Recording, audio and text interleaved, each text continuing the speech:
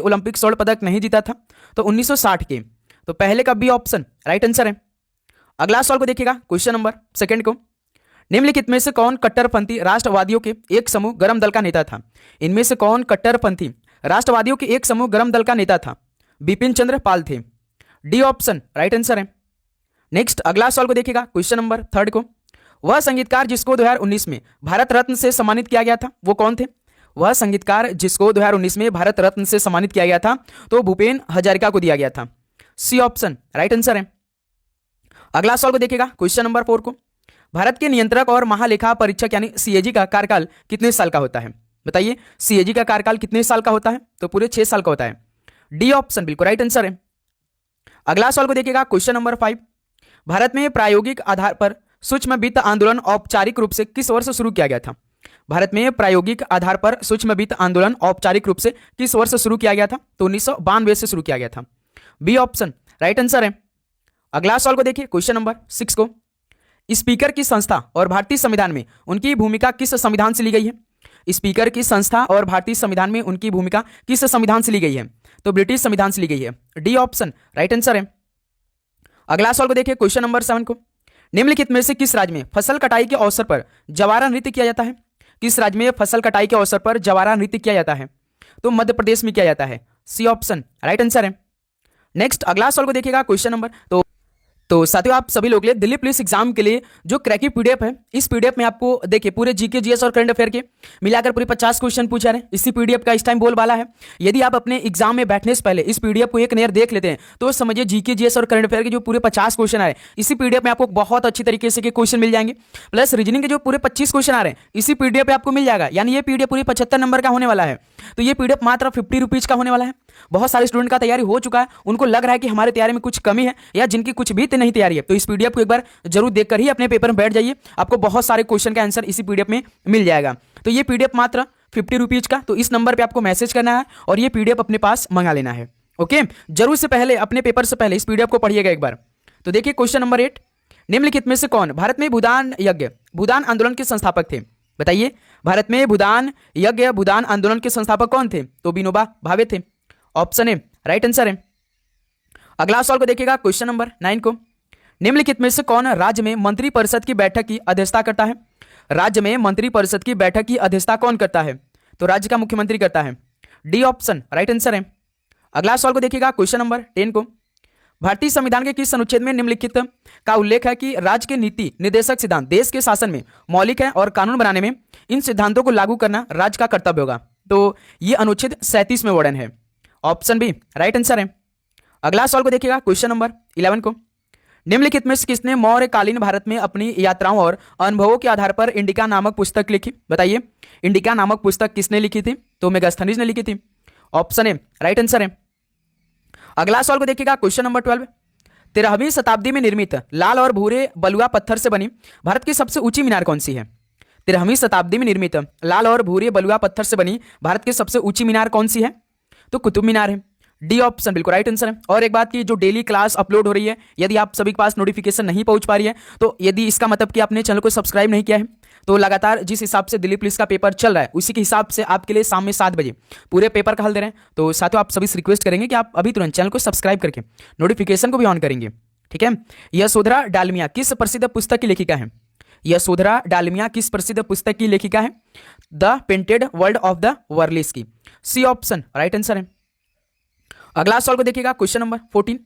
निम्नलिखित में से किस संगठन ने वैदिक शिक्षा को पुनर्जीवित करने और इसे विज्ञान में आधुनिक शिक्षा के साथ जोड़ने की मांग की?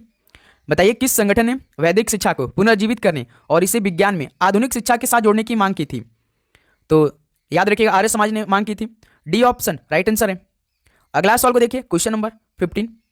हुमायूं का मकबरा का निर्माण किसके द्वारा पूरा किया गया था? हुमायूं का मकबरा का निर्माण किसके द्वारा पूरा किया गया था? बीगा बेगम के द्वारा किया गया था। सी ऑप्शन राइट आंसर है। अगला सवाल को देखिए, क्वेश्चन नंबर 16। किस अनुच्छेद के अनुसार भारत के प्रत्येक नागरिक का यह कर्तव्य हुआ कि वह संविधान का पालन करे और उसके आदर्शों और संस्थाओं, राष्ट्रीय ध्वज और राष्ट्रगान का सम्मान करें? बताइए, किस अनुच्छेद के अनुसार? तो अनुच्छेद 51A के तहत करेंगे, ठीक है। सी ऑप्शन राइट आंसर है। अगला सवाल को देखिए, क्वेश्चन नंबर 17। जूनागढ़ में सुदर्शन झील का निर्माण किसने करवाया था? जूनागढ़ में सुदर्शन झील का निर्माण किसने करवाया था? तो पुष्यगुप्त ने करवाया था। सी ऑप्शन राइट आंसर है। अगला सवाल देखिए क्वेश्चन नंबर 8, किस राज्य में काठ तथा दाह कृषि को दहिया के नाम से जाना जाता है? बताइए किस राज्य में काठ तथा दाह कृषि को दहिया के नाम से जाना जाता है? तो मध्य प्रदेश में। डी ऑप्शन राइट आंसर है। अगला सवाल को देखिएगा क्वेश्चन नंबर 19 को, भारत ने पहली बार पैरालंपिक खेलों में किस वर्ष भाग लिया था? भारत ने पहली बार पैरालंपिक खेलों में किस वर्ष भाग लिया था? तो 1968 में लिया था। डी ऑप्शन राइट आंसर है। अगला सवाल को देखिए क्वेश्चन नंबर 20 को, पाटलिपुत्र भारत के किस भू आकृतिक विभाजन से संबंधित है?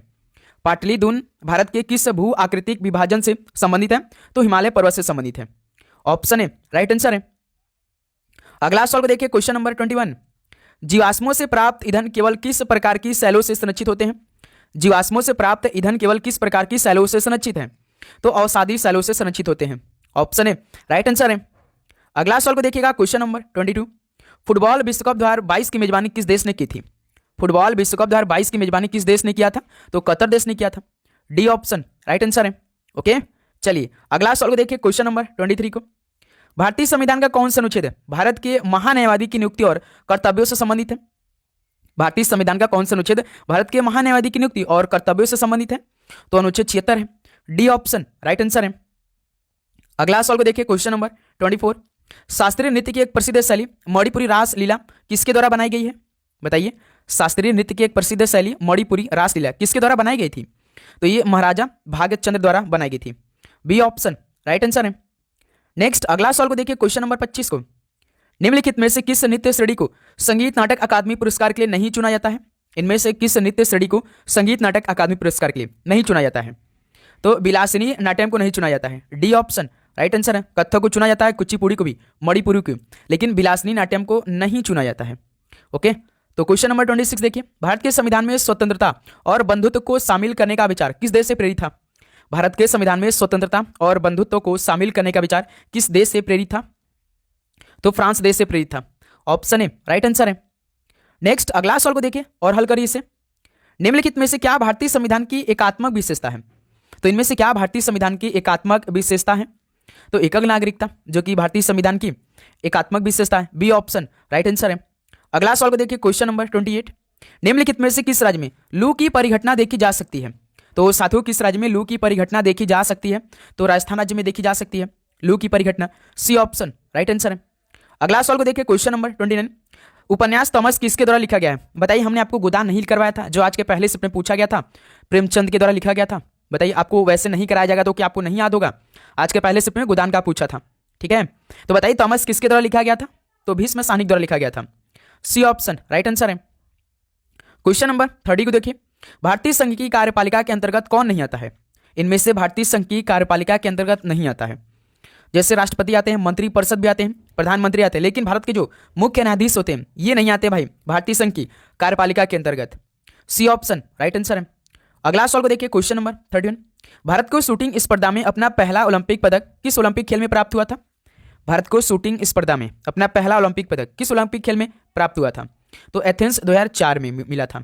ऑप्शन ए राइट आंसर है। क्वेश्चन नंबर 32 को देखिए, ईस्ट इंडिया कंपनी ने किस अधिनियम के परिवर्तन के साथ अपनी सभी प्रशासनिक शक्तियों को खो दिया था? ईस्ट इंडिया कंपनी ने भारत सरकार अधिनियम 1858 के परिवर्तन के साथ अपनी सभी शक्तियों को बिल्कुल खो दिया था। बी ऑप्शन राइट आंसर है। क्वेश्चन नंबर 33 को हल करिए, कश्मीर के राजाओं का एक जीवंत विवरण रास्तरंगड़ी कल्हड़ द्वारा किस भाषा में रचा गया था? कश्मीर के राजाओं का एक जीवंत विवरण रास्तरंगड़ी कल्हड़ द्वारा किस भाषा में रचा गया? तो ये संस्कृत भाषा में रचा गया था। सी ऑप्शन राइट आंसर है। अगला सवाल को देखिए 34 को, गणेश चतुर्थी त्योहार के दौरान गोवा में निम्नलिखित में से कौन सा नृत्य किया जाता है? गणेश चतुर्थी त्योहार के दौरान गोवा में कौन सा नृत्य किया जाता है? तो फुगड़ी नृत्य किया जाता है। सी ऑप्शन राइट आंसर है। अगला सवाल को देखिए क्वेश्चन नंबर 35, आजादी का अमृत महोत्सव की आधिकारिक यात्रा कब शुरू हुई थी? आजादी का अमृत महोत्सव की आधिकारिक यात्रा शुरू किया गया था 12 मार्च 2021 को। ऑप्शन ए राइट आंसर है। ओके, चलिए अगला सवाल को देखिएगा 36 को, ललिता जे राव निम्नलिखित में से किस घराने से संबंधित है? ललिता जे राव ये किस घराने से बिलोंग करती थी? तो आगरा घराने से। सी ऑप्शन राइट आंसर है। अगला सवाल को देखिए 37 नंबर, निम्नलिखित में से किस प्रसिद्ध भारतीय संगीतकार की आत्मकथा का शीर्षक माई लाइफ माई म्यूजिक है? बताइए किस प्रसिद्ध भारतीय संगीतकार की आत्मकथा का शीर्षक माई लाइफ माई म्यूजिक है? तो भाई रविशंकर की है। बी ऑप्शन राइट आंसर है। अगला सवाल को देखिए, क्वेश्चन नंबर 38। चीनी बौद्ध तीर्थयात्री फायान अपने घर चीन की वापस यात्रा कहां से शुरू की थी? चीनी बौद्ध तीर्थयात्री फायान अपने घर यानी चीन की वापस यात्रा कहां से शुरू किया था? तो ये शुरू किया था बंगाल से। बी ऑप्शन राइट आंसर है। अगला सवाल को देखिए, क्वेश्चन नंबर 39। तिलैया बांध भारत के किस राज्य में स्थित है? तिलैया बांध भारत के किस राज्य में स्थित है? तो ये झारखंड राज्य में स्थित है। बी ऑप्शन राइट आंसर है। ओके, नेक्स्ट अगला सवाल को देखिए, क्वेश्चन नंबर 40। किस भारतीय लेखक ने प्रसिद्ध पुस्तक मानसरोवर लिखी? बताएंगे। किस भारतीय लेखक ने प्रसिद्ध पुस्तक मानसरोवर लिखी? तो प्रेमचंद जी के द्वारा लिखा गया था।